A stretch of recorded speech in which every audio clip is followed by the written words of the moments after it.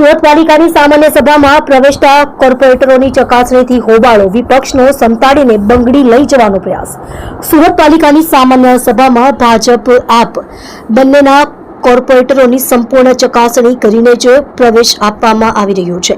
ગત સભામાં તમામ ચકાસણી બાદ પ્રવેશ અપાયો હતો, તેવી જ રીતે આજની સભામાં પણ ચકાસણી કરીને જ પ્રવેશ આપવામાં આવતો હતો। જો કે આજે વિપક્ષના એક કોર્પોરેટર ડાયરી લઈને જતા હતા, તેની ચકાસણી કરવાનો આગ્રહ સિક્યોરિટી સ્ટાફે રાખતા વિપક્ષી કોર્પોરેટર અકળાયા હતા અને ડાયરીની ચકાસણી નહીં કરવા દેવાની વાત કરી હતી। ભાજપ આપના કોર્પોરેટરોની ચકાસણી પાલિકાની સામાન્ય સભામાં છેલ્લા કેટલાક વખતે વિપક્ષ દ્વારા જુદી જુદી રીતે વિરોધ પ્રદર્શન કરવામાં આવી રહ્યું છે। બે બોર્ડમાં તો વિપક્ષ મંજીરા વગાડતા હતા, બોર્ડમાં મંજીરા લાવ્યા હતા અને વિરોધ પ્રદર્શન કર્યું હતું।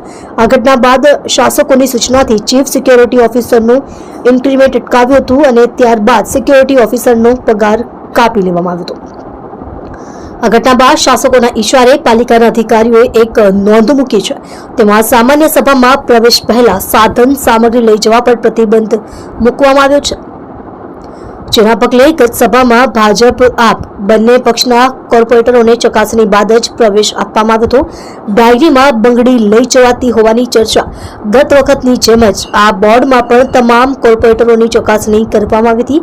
દરમિયાન વિપક્ષના એક કોર્પોરેટર સભામાં શરૂ થઈ તેના થોડા સમય બાદ આવ્યા હતા। આ કોર્પોરેટરના ખિસ્સા ચકાસણી કરવામાં આવ્યા હતા, પરંતુ ત્યારબાદ કોર્પોરેટરના હાથની ડાયરી ચકાસણી માટે માંગતા કોર્પોરેટરે હોબાળો મચાવ્યો હતો।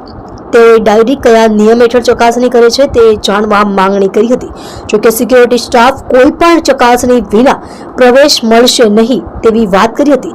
આ મુદ્દે રકઝક ચાલી હતી અને આચાર સંહિતા હોવાથી બોર્ડ પૂરી થઈ ગયેલી જાહેર કરવામાં આવી હતી। આ ઘટના બાદ વિપક્ષી કોર્પોરેટર વિરોધ પ્રદર્શન માટે બંગડી ડાયરીમાં મૂકીને લાવ્યા હોવાની વાત બહાર આવી છે અને તેના કારણે જ તેઓ ડાયરીની ચકાસણી કરવા દેતા ન હોવાની ચર્ચા સાંભળવા મળી રહી છે।